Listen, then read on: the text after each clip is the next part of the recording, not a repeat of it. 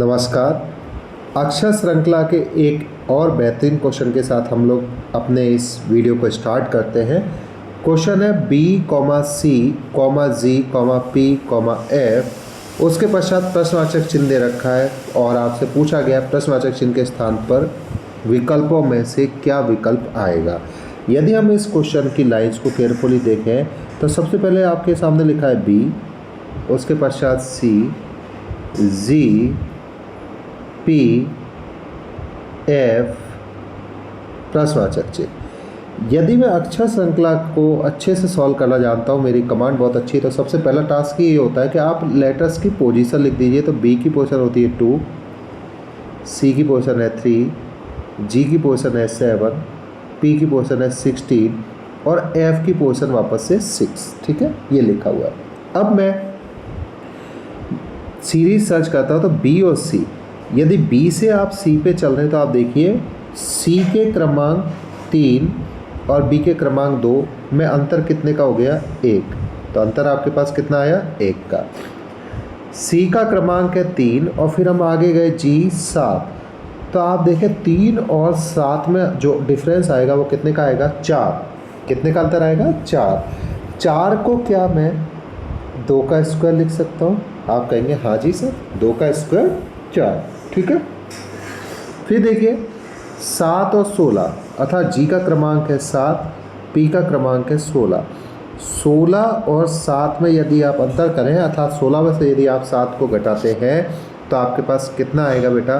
तो आप कहेंगे यदि हम 16 में से 7 को घटाते हैं तो हमारे पास आएगा 9। कितना आएगा? 9। ठीक है, तो आपने कहा 9 आएगा। ठीक, अब 9 आया। यदि आपके पास यहाँ पे 9 आ रहा है तो आप कनेक्ट कीजिए इसको। 9 को मैं क्या लिख सकता हूँ? 3 का स्क्वायर। आशा करता हूँ आपको ये क्वेश्चन का जो सॉल्यूशन है वो समझ में आ गया होगा। फिर भी हम आगे चलते हैं। 16 और 6 यहाँ पे ध्यान दीजिएगा।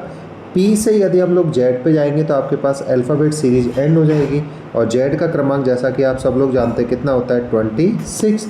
तो यदि मैं 16 से 26 तक जाता हूँ तो अंतर कितना आया आपके लिए? 10। परंतु यहाँ पे F 6 लिखा हुआ है। F क्या लिखा है? 6। तो आप 10 में 6 और जोड़ दीजिए तो आपके पास कुल मिला के कितने का अंतर हो जाएगा? 16।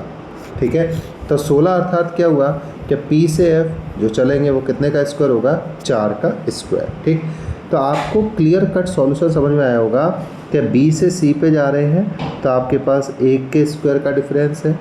C से G पे जा रहे हैं तो 2 के स्क्वायर का डिफरेंस है। फिर G से P पे जा रहे हैं तो 3 के स्क्वायर का डिफरेंस है और P से यदि हम F पे जा रहे हैं तो 4 के स्क्वायर का डिफरेंस है।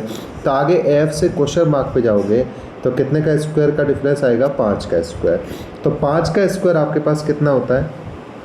25।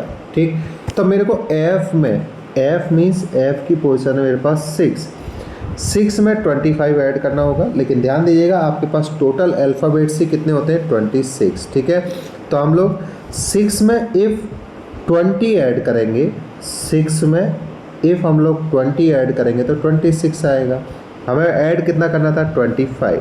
तो अभी तक मैं 20 ऐड कर पाया, तो रिमेनिंग 5 और ऐड करूँगा तो मैं 26 मीन्स Z और 5 ऐड करूँगा तो मेरे पास जो अल्फ़ाबेट आएगा वो कौन सा आएगा? E।